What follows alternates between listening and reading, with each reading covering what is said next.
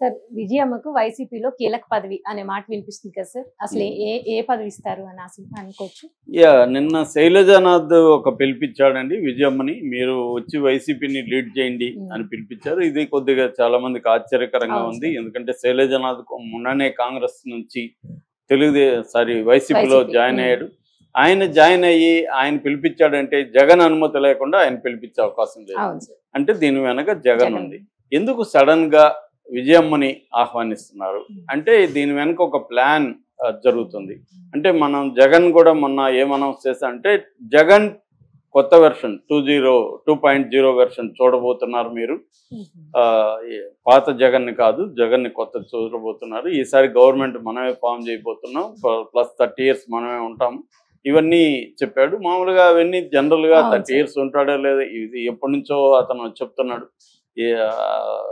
అది సాధ్యం కాదని అతనికి కూడా తెలుసు. బట్ కేడర్ను ఉత్సాహపరచడానికి మొన్న మీటింగ్ పనికొచ్చింది కూడా, అతని స్ట్రాటజీ పనికొచ్చింది. రెండోది, నేను కార్యకర్తలను పట్టించుకుంటాను ఈసారి, గతంలో ఏంటంటే ప్రజలకి మేలు చేయాలని నేను దాని మీద ఫోకస్ చేశాను. ఈసారి కార్యకర్తల్ని నేను వదిలిపెట్టాను, నేను అండగా ఉంటాను అనేది ఆయన చెప్పాడు. దాని ప్రభావం కూడా వైసీపీ సోషల్ మీడియా మనం మీద చూస్తున్నాం.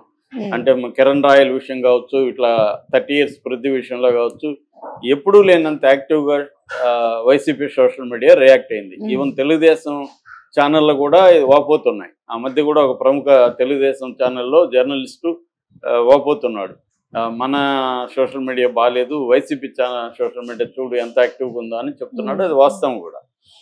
సో అయితే జగన్ స్ట్రాటజీలు ఏమేమిటి అనుకున్నప్పుడు ఒక స్ట్రాటజీ ఏమో కాంగ్రెస్ని ఖాళీ చేయడం, కాంగ్రెస్లో ఉన్న వాళ్ళందరినీ వెనక్కి తీసుకురావడం.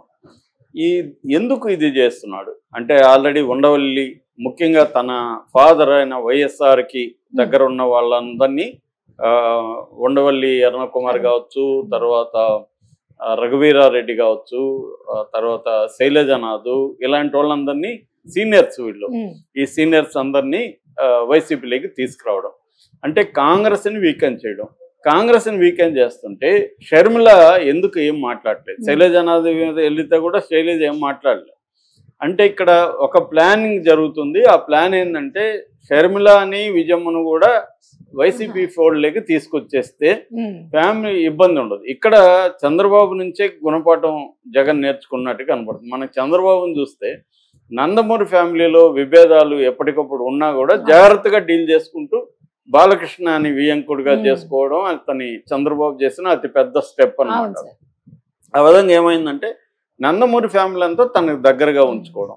సో ముఖ్యంగా ఏంటంటే కుటుంబంలో ఇబ్బందులు వస్తే మాత్రం అది రాజకీయం మీద చాలా ప్రభావం చూపిస్తుంది. ఎక్కడైనా మనకి తమిళనాడులో ఉంది, దేవేగౌడ ఫ్యామిలీలో ఉంది, అలాగే అనేక రాజకీయ ఫ్యామిలీల్లో కుటుంబ కలహాలు అనేవి రాజకీయ వాళ్ళ దీని మీద కూడా ప్రభావం చూపిస్తాయి.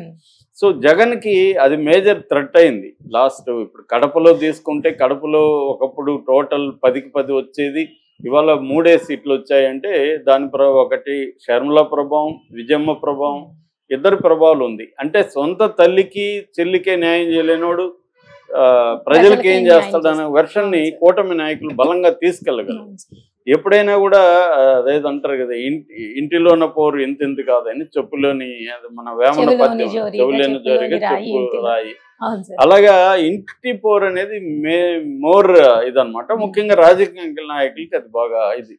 అంటే దానేమో రాజకీయాల్లో ఆప్టిక్స్ అంటారండి. ఆప్టిక్స్ అంటే బయటికి కనిపించేది, సింబాలిక్ గా అది కనిపించేది ఏంటంటే మనం లోపల కొట్టుకున్నా బయటకు వచ్చేసరికి మేమంతా ఐక్యంగా ఉన్నాము అన్న ఒక ఆప్టిక్స్ ని ప్రదర్శించాలి.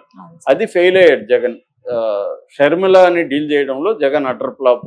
ఆమె షర్మిల తప్పు ఉందా, ఆమెకు ఆశ ఎక్కువ ఉందా, ఆస్తులు అవన్నీ పక్కన, అవన్నీ జనాలకు అనవసరం. నువ్వు నీ చెల్లి సమస్యని డీల్ చేసుకోలేని వాడివి రాష్ట్ర సమస్యలను ఎలా డీల్ చేస్తావు అనేది ఏర్పడుతుంది. సో అందుకని నువ్వు సరెండర్ అయిపోయో, ఆమెకి ఎక్కువ ఇచ్చో, ఆమెది అన్యాయం అనుకున్నా, ఎక్కువ నువ్వు రాజకీయాల్లో ఉన్నప్పుడు నీకు ముఖ్యమంత్రిగా ఉంటే ఎందుకంటే ఎక్కువ సంపాదించుకుంటావు కదా. సో అనేది అది చూడలేకపోయాడు. రెండో కనీసం తల్లినైనా తను ఉంచుకోగలిగాడా లేదు. తల్లి కూడా తనకి యాంటీగా స్టేట్మెంట్ ఇచ్చే పరిస్థితి. సో దీనివల్ల జగన్ ఇప్పుడు రియలైజ్ అయిందంటే తన తప్పుల్ని జగన్ జాగ్రత్తగా అబ్జర్వ్ చేశాడు, స్టడీ చేశాడు, అందరి అభిప్రాయాలు తీసుకున్నాడు. దీని నుంచి నెక్స్ట్ వ్యూహం ఎలా ఉండాలి, ఎందుకంటే జగన్కి రాజకీయ భవిష్యత్తు ఉంది క్లియర్గా. 40% ఓట్ షేర్ జగన్కు ఉంది. ఆల్రెడీ తెలుగుదేశం కూటమి అనేక ఫ్రంట్లలో ఫెయిల్ అవుతుంది. రెండోది పవన్ కళ్యాణ్కి చంద్రబాబు లోకేష్ మధ్య ఒక కోల్డ్ వార్ నడుస్తుంది. మోడీ కూడా అబ్సల్యూట్గా చంద్రబాబు వైపు లేడు. చంద్రబాబు మోడీ దగ్గర ఏ రకమైన పెద్ద పనులు ఏవి కూడా చేయించుకోలేని పరిస్థితిలో ఉన్నాడు. సో ఈ వీక్నెసెస్ చంద్రబాబుకి కావచ్చు, కూటమికి కావచ్చు ఉన్నాయి. అది జగన్ ఖచ్చితంగా హెల్ప్ అవుతుంది. కాబట్టి జగన్ ఏం చేస్తున్నా అంటే ముందు తన ఇంటిని చక్కదిద్దుకోవడం, పార్టీని రీబిల్డ్ చేసుకోవడం, కార్యకర్తలను ఉత్సాహపరచడం, ఈ కార్యక్రమాల మీద ఫోకస్ చేస్తున్నాడు. అందుకని వాళ్ళ స్ట్రాటజీ ఏమంటే విజయమ్మని ముందుగా కాంగ్రెస్ నాయకులను ముందుగా తీసుకోవడం, కాంగ్రెస్ నిర్వీర్యం చేసేస్తే ఆటోమేటిక్గా షర్మిల కాంగ్రెస్లో ఎవరు లేరు కాబట్టి నేను కూడా జగన్ ఇప్పుడు మారాడు, తన తప్పుల్ని తెలుసుకున్నాడు, ఇద్దరు కలిసి నాన్న లెగసీని ముందుకు తీసుకెళ్దాం అన్నాడు అనే ఒక ఆమె యూటర్న్. ఆమెకేముంది, ఎన్ని యూటర్న్ అన్నా ఆమె రాజకీయ ఆమె కాదు ఎవరైనా రాజకీయాల్లో యూటర్న్ అనేది వెరీ కామన్. అలాగే ఆమె ఒక వెర్షన్ చెప్పేసి జగన్ కూడా సారీ చెప్తాడు, ఎంతైనా నా చెల్లి కదా, తోడుపుట్టిన చెల్లి అంటాడు. సో అలాగా ఫ్యామిలీ మళ్ళీ రీయూనియన్ అయిపోయింది అనుకో, సగం అక్కడ సమస్య ఏముంది. ఎవరెవరికో పదవులు ఇచ్చాడు జగన్, ఎవరెవరికో డిప్యూటీ సీఎం ఇచ్చాడు, రేపు ఎంకి ఇస్తే తప్పేముంది. సో అలా జరిగే అవకాశం ఉంది. అందుకనే ముందుగా విజయమ్మని తీసుకురావాలి. మొన్న లండన్ ట్రిప్లో కూడా విజయమ్మ జగన్తోనే ఉన్నింది. అంతకుముందు డిసెంబర్లో అక్కడ వైఎస్ఆర్ ఇడుపులపాయలో సమాధి దగ్గర కూడా జగన్ని ఆమె ఎగ్ చేసుకోవడం, కన్నీళ్ళు పెట్టుకోవడం, ఆ తర్వాత చర్చికి వెళ్ళడం, ఇవన్నీ కూడా జగన్తో కలిసి ఉన్నింది ఆమె. అంటే క్లియర్గా ఇదంతా ఏంటంటే ఈ ఫ్యామిలీ డ్రామాని ముందు కుటుంబ కథా చిత్రాన్ని సుఖాంతం చేసుకోవాలి. శుభం కార్డు వేసుకుంటే తర్వాత అందరూ కలిసి చంద్రబాబు మీద పడచ్చు అనేది. ఎందుకంటే గతంలో కూడా జగన్ 16 నెలలు జైల్లో ఉన్నప్పుడు కూడా ముఖ్యంగా షర్మిల అండ్ విజయమ్మ వీళ్ళిద్దరూ రాజకీయంగా జగన్ నిలబెడితే భారతీ వ్యాపార పరంగా నిలబెట్టింది. ఆ ముగ్గురు స్త్రీలే జగన్ని నిలబెట్టారు, బతికించారు. సో ఆ ముగ్గురు స్త్రీలలో ఇప్పుడు ఇద్దరు స్త్రీలు యాంటీ అయిపోయారు.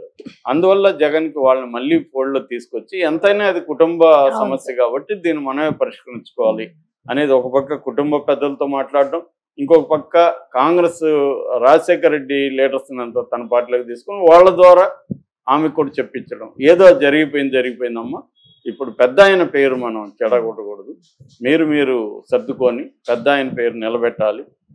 ఇంత చేసిన రాజశేఖర రెడ్డి, ఎన్టీఆర్ తర్వాత ఇంకే రాజకీయ నాయకుడికి ఇంత పేరు లేదు, రాజశేఖర రెడ్డికి వచ్చింది, దాన్ని మీరు పాడు చేస్తే ఎలాగా అని వాళ్ళకి చెప్పి ఏదో ఆస్తులు జగన్ కూడా చెప్పి ఆమె ఇవి అడుగుతుంది, ఆమె ఏదో ఎక్స్ అడుగుతుంది, నేనేదో వై ఇస్తా అంటున్నాడు, మధ్యలో ఏదో